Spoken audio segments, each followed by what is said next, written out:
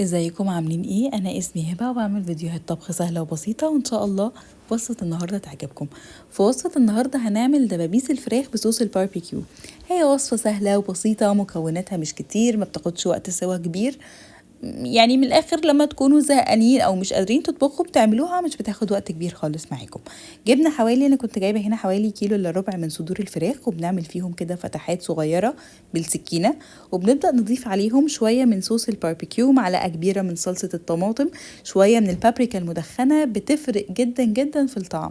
وبعد كده بنزود عليها معلقه مع نص معلقه صغيره توم باودر وبصل باودر وملح وفلفل.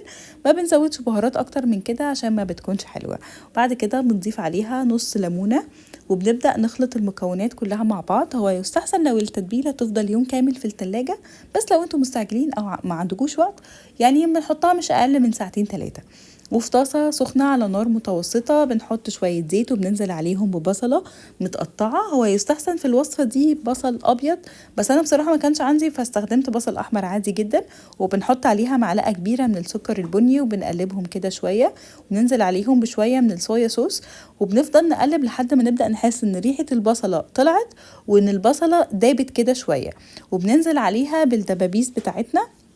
هي مش بتاخد وقت سوا كبير، يعني ممكن بنحطها بس على كل جنب حوالي 3-4 دقايق، مش اكتر من كده، وما بنعليش النار عليها. ممكن ساعتها تقدموها لوحدها، تقدموها مع مكرونة، تقدموها مع رز بسمتي، تقدموها كده مع بطاطس محمرة، هتبقى حلوة جدا. انا قدمتها مع مكرونة ريد صوص وكانت حلوة جدا جدا وخفيفة، ولو جربتوها انتوا حقيقي مش هتبطلوا تعملوها. كومنت لو عجبتكم، وقولوا لي حابين اعمل لكم ايه في الوصفة الجاية.